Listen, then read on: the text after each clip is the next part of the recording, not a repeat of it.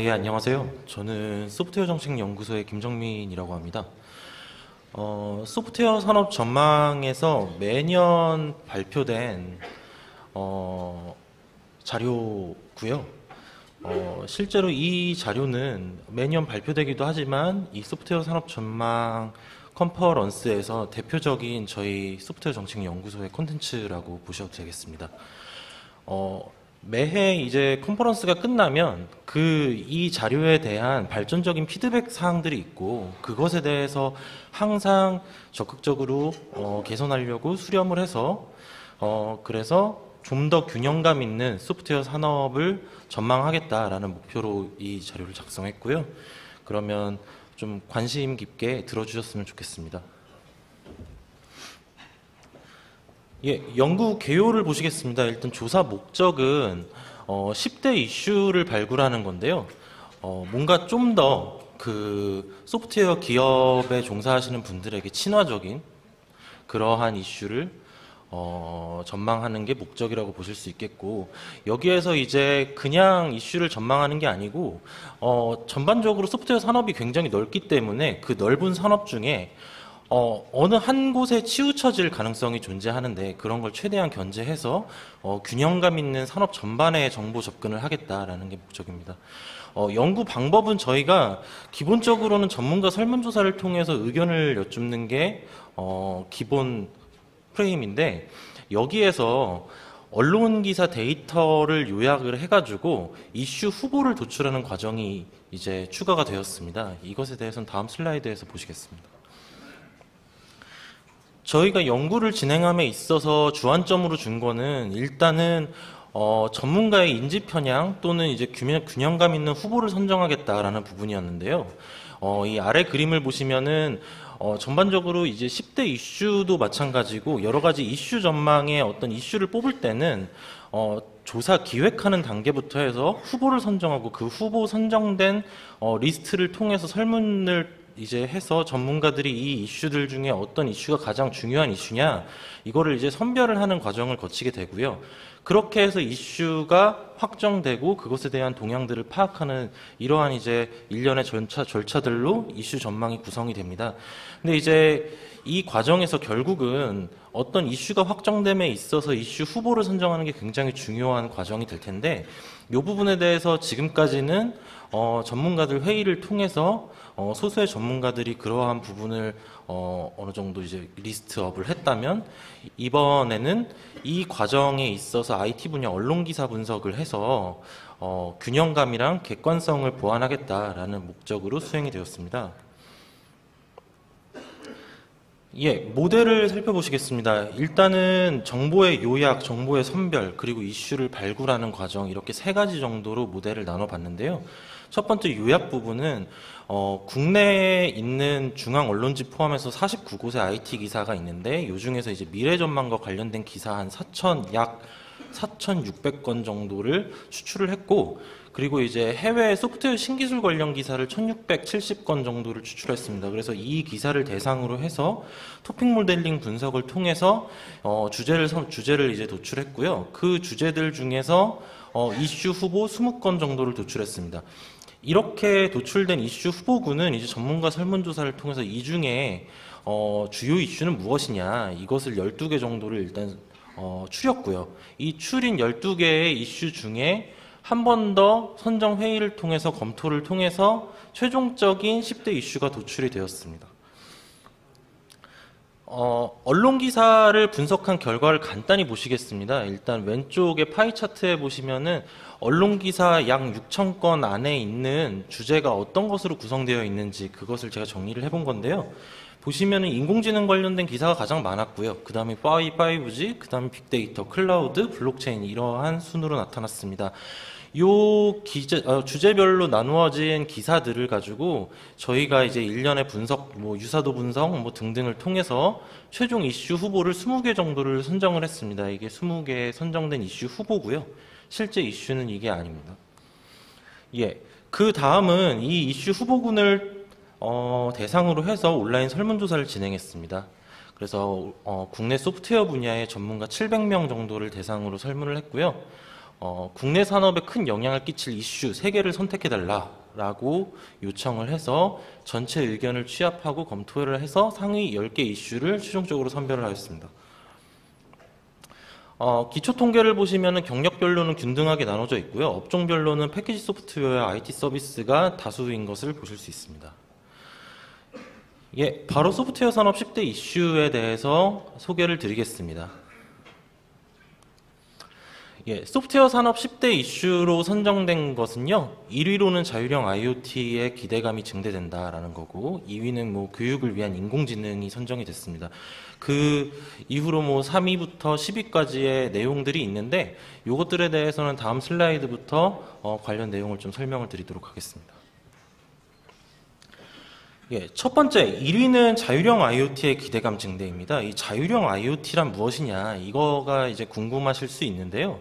저희가 보통 IoT의 발전이나 혁신을, 정도를 이제 측정할 때, 이 아래에 보이시는 그림처럼 설명을 할 수가 있습니다.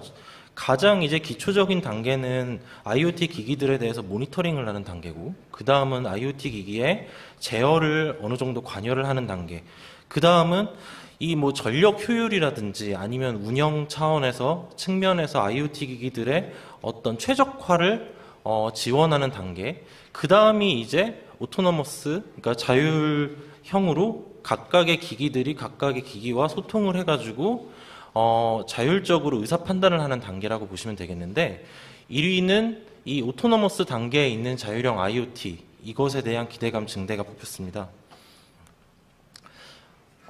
이 왜 뽑혔냐, 이것이 왜 1위냐 라는 부분에 대해서 첫 번째로 이제 들 수 있는 부분은 최근 3년간 공공 분야의 IoT 관련 사업이 연평균 16.8% 정도가 증가해서 굉장히 이제 계속 증가하는 추세이고요.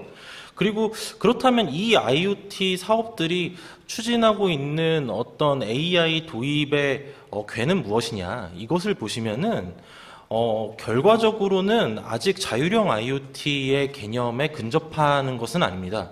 결국은 IoT 기기에 어떤 AI 기술을 도입을 해가지고 뭐 전력을 최적화한다든지 아니면 뭐 운영 효율화를 꾀한다든지 이러한 형태로 이제 발주가 많이 나간 거고요.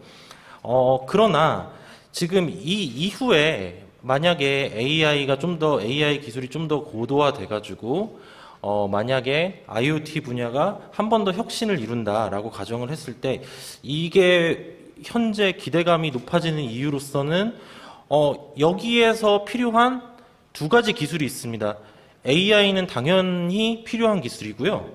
5G와 엣지 컴퓨팅이란 기술인데, 일단 AI의 고도화된 AI가 기기에 내장이 된다는 의미는 좀 더 기기 안에서 소프트웨어가 복잡해진다는 의미이고, 그 소리는 복잡해진 소프트웨어가 기기 간 통신이 지연이 없이 잘 전달이 돼야 된다는 의미거든요. 그렇다면 그런 부분에서 5G와 엣지 컴퓨팅 기술이 당연히 의존도가 높아질 수밖에 없고, 그런데 이 두 가지 기술이 현재 시장 관심도가 굉장히 높고 기술 발전 또한 빠른 편이기 때문에 이후에 이 IoT 분야의 고도화된 AI 기술 도입이 가시가 될 것이다, 이렇게 이제 기대감이 높아진 것으로 분석이 됐습니다. 2위는 교육을 위한 인공지능입니다. 저희가 보통 인공지능을 가지고 어떤 사업을 한다든지 또는 인공지능의 어떤 킬러 콘텐츠를 구상할 때 뭐 금융의 로보 어드바이저라든지 아니면 뭐 사물 인터넷에 뭐 디지털 트윈 AI를 적용한다든지 이러한 이제 큰 의미에서 AI의 콘텐츠를 바라볼 수 있으실 텐데요. 실제로 그렇지가 않은 게 이 교육 플랫폼이 국내를 막론하고 조용히 킬러 콘텐츠로 발돋움하고 있는 상황입니다. 미국 같은 경우는 조지아 공대에서 AI 조교가 온라인 강의를 어느 정도 이제 진행을 보조해주는 그러한 게 있고, 일본 같은 경우는 AI 로봇을 가지고 초등학교 영어 교육에 이 AI 로봇을 정식 도입하겠다라고 발표를 했고요. 중국이 좀 특이한데요. 중국은 시범 사업이긴 하지만 몇몇 중학교에 CCTV를 달아가지고 CCTV로 각각의 학생들이 학습을 하고 있을 때 어떠한 표정이나 정서적인 변화를 보이는지를 이제 분석을 해가지고 리포트를 해주는 그러한 지금 시스템을 도입을 하고 있습니다. 한국 같은 경우도 지금 예로 들어드린 이런 거에는 못 미치지만 어쨌든 다양한 기업에서 AI 기반 수학 교육이라든지 동화 서비스, 맞춤형 AI 교육 이런 형태로 서비스가 현재 진행되고 있고요. 아래 보시는 것과 같이 세계 에듀테크 시장 전망이 굉장히 좋습니다. 마찬가지로 한국 에듀테크 시장 전망도 상당히 낙관적인 것으로 예측이 되는데요. 이러한 기조가 향후 꾸준히 두각을 나타내서 이 분야가 이제 AI 분야에 상당히 주목받는 컨텐츠 분야가 되지 않을까 이렇게 예상하고 있습니다. 3위는 금융권의 AI 투자 본격화입니다. 저희가 대기업들을 중심으로 AI 기반의 어떤 투자가 많이 진행됐다는 거는 당연히 알고 계신 부분이실 겁니다. 일단 빅블러 현상이라고 해서 저희가 이제 산업의 경계가 굉장히 희미해진다. 간단히 말하면 이러한 이제 의미로 받아들여질 수 있는데 이 현상이 금융 쪽에도 마찬가지로 일어나고 있고요. 그래서 IT 기업과의 협업이나 AI 기술 투자가 현재 활성화가 되고 있는 상황인데요. 가령 아래의 좌측의 표를 보시면은 1금융권에서 AI 관련해서 현재 활발히 투자를 하고 있는 상황입니다. 근데 여기에 지금 좀 더 촉발이 되는 부분이 생겼습니다. 어떤 부분이냐 하면 금융위의 핀테크 투자 가이드라인이 2019년 9월에 개정이 됐는데 발표가 됐는데 이 주요 내용이 금산분리 원칙을 제한적으로 예외할 수 있는 어떤 가능성이 제시되었다는 부분이거든요. 우측에 보시면 원래는 이게 포지티브한 부분이라 전자금융업, 전자금융보조업 이러한 플랫폼이 아니면은 기업 지분을 100% 인수할 수가 없었는데 근데 이 부분이 개선되면서 그 밖에 디지털 신기술을 활용하여 금융산업과 소비자에게 기여할 것으로 예상되는 금융위원회가 인정하는 기업 같은 경우는 금융기업인데도 불구하고 이제 이 100% 인수를 할 수 있다. 이러한 이제 길이 열렸어요. 그래서 이로 인해서 금융권 AI 진출이 좀 더 가속화될 전망이다라고 보고 있습니다. 네 번째는 이제 최근 일어난 이슈와 결부가 되는데요. 의료 빅데이터가 개방됐다는 부분입니다. 국내 보건의료 공공데이터, 그러니까 의료 데이터가 개방되냐 아니냐에 대한 이슈는 작년, 재작년부터 계속돼서 나왔던 이슈고요.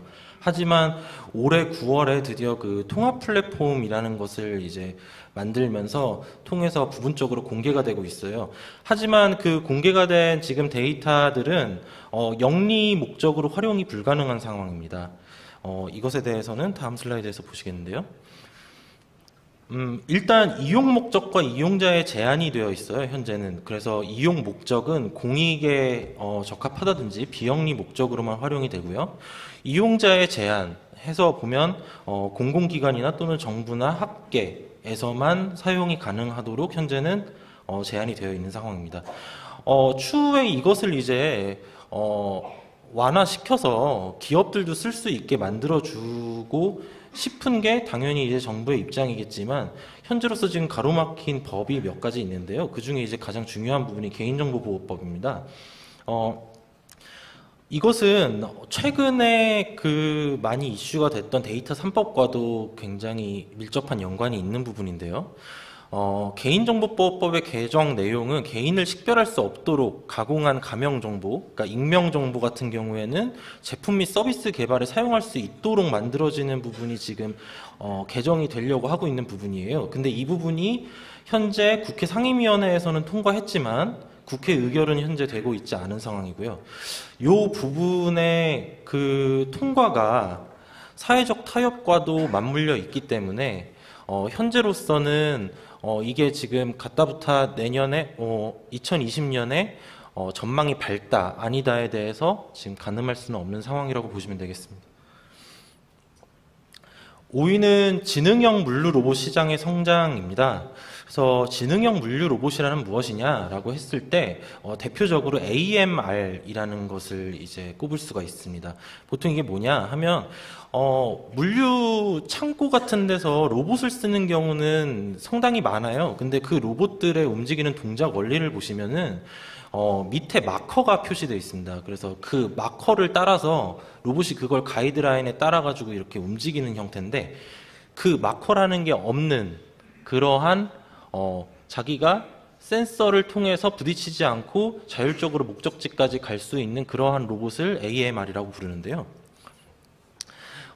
전 세계 물류 로봇 판매량이 일단 폭발적으로 증가하고 있습니다. 그리고 이후에도 폭발적인 판매량 상승을 전망하고 있는 상황에서 이러한 AMR 출하량도 굉장히 높아지고 있는 상황이고요. 전자상거래 시장도 사실 가파르게 성장하고 있고, 그리고 이제 디지털 전환에 의해서 다품종 소량 생산의 기조가 계속 지속되고 있기 때문에 AI 기술이 접목된 AMR 시장의 성장세가 지속될 것으로 예측하고 있습니다. 이거에 이제 근거로서 두 가지 정도 기업의 행보를 보실 수 있는데, 보스턴 다이내믹스라는 미국 기업 같은 경우에는 이 물류 자동화 기술 보유 기업인 키네마 시스템을 2019년 4월에 인수를 했고요. 캐나다 같은 경우에도 쇼피파이라는 유명한 이제 전자상거래 기업이 물류 로봇 업체인 식스리버 시스템즈라는 이 업체를 4억 5천만 달러에 인수를 한 것으로 봤을 때 이러한 예측이 근거가 있다라고 보실 수 있겠습니다. 6위는 이제 그 솔트룩스의 이사님이 전 발표에서 언급을 해주셨던 부분처럼 이 설명 가능한 인공지능이라는 것에 대한 언급입니다. 이 설명 가능한 인공지능이 현실화된다라는 부분인데요. 앞서 말씀하셨던 것처럼 이 XAI라는 기술은 실제로 아직 상용화 단계에 이르지 못했습니다. 그러니까 현재 연구가 진행 중인 단계고요. 가령 2016년에 나왔었던 이미지에 대한 AI 해석 추론 연구, 이런 게 대표적인 연구가 될 거고, 그 이후에도 학계에서 굉장히 많은 연구들이 진행되고 있습니다. 이게 어려운 이유는 결과적으로 이 설명 가능한 인공지능이란 기술이 이미지를 인식하고 판별해서 설명을 해야 된다라는 부분에 큰 어려움을 겪고 있기 때문이다라는 부분인데요. 만약에 분석을 하고 설명을 해야 될 대상인 데이터가 이미지 데이터가 아니라면 그러면 설명이 가능하지 않겠는가. 그래서 어떤 특정 산업에 특화된 XAI 모델은 가능하다라는 거죠. 그래서 일부 산업에 한정해서는 발빠른 기술 도입이 예상되는 상황입니다. 가령 가장 특징적인 부분이 금융 분야라고 볼 수 있는데요. 금융 분야의 데이터는 이미지 데이터가 아니거든요. 그렇다면은 금융 활동을 통해서 나온 데이터들에 대한 수치 데이터의 근거만 마련할 수 있다면은 그것도 일종의 XAI의 일종이다라고 볼 수가 있기 때문에 이러한 기술이 한편으로 특정 산업에서는 화랑이 예고된다라고 보실 수 있겠습니다. 7위는 모바일 폼팩터입니다. 이 폼팩터라는 게 뭐냐라고 하면 그 기기의 어떤 구조가 된 형태를 의미하는데요. 이 밑에 보시는 화면처럼 요즘에 폴더블 폰이라고 해가지고 스마트폰이 굉장히 접이식으로 나오고 이런 기술들이 많이 발전을 하고 있어요. 근데 이게 소프트웨어랑 무슨 상관이냐라고 생각하실 수 있을 겁니다. 일단은 현재 이 모바일 폼팩터 혁신 경쟁이 치열한 상황입니다. 그래서 한국 같은 경우는 가로, 세로, 접이형 해서 삼성이나 LG에서 이런 걸 이제 추진하고 있고, 듀얼 스크린형이라 그래서 완전히 화면이 접히는 건 아니고 그냥 중간에 어떤 그 접힐 수 있는 그 장치를 마련해서 그래서 이제 양쪽 스크린을 두 개를 제공하는 그런 형태는 이제 LG에서 개발하고 있고요. 해외 같은 경우에 세로 접이형, 2단 접이형이라 그래서 두 번 접히는 형, 이런 거 이제 샤오미랑 TCL이라는 가전제품 회사에서 만들었고, 그리고 이제 마이크로소프트는 서피스 제품 계열을 통해서 듀얼 스크린형을 LG와 유사하게 만들었습니다. 그러나 여기에서 중요하게 이제 봐야 될 부분이요.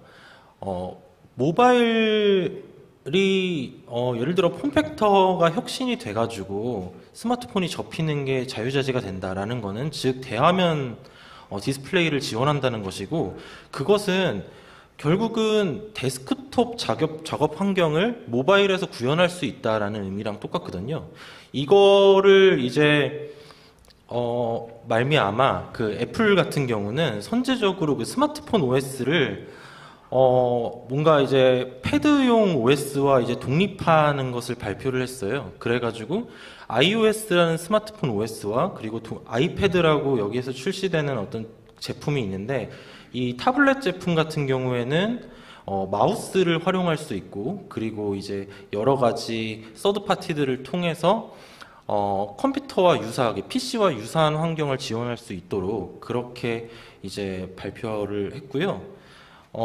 여기에서 이제 프로젝트 카탈리스트라는 애플의 새로운 프로젝트도 소개가 됐습니다. 이 프로젝트는 무엇이냐 하면 맥 OS가 있고 iOS가 있는데, 이 모바일 OS와 데스크탑 OS의 소프트웨어가 양쪽에서 동일한 소프트웨어가 호환될 수 있도록 개발이나 또는 구동을 지원하겠다라는 부분입니다. 이것은 즉 PC 환경이 모바일 환경에 통합된다라고 볼 수 있고요. 이러한 트렌드는 내년이 될수록 좀 더 가시화될 것으로 예상됩니다. 8위는 에너지 산업의 소프트웨어 융합 가속합니다. 이 에너지 산업 같은 경우에 국내를 막론하고 에너지의 전력 효율을 향상시켜야 된다, 아니면 에너지의 새로운 그 컨텐츠를 개발해야 된다, 이런 형태로 해서 소프트웨어 융합이 굉장히 이야기가 많이 나왔던 산업이에요.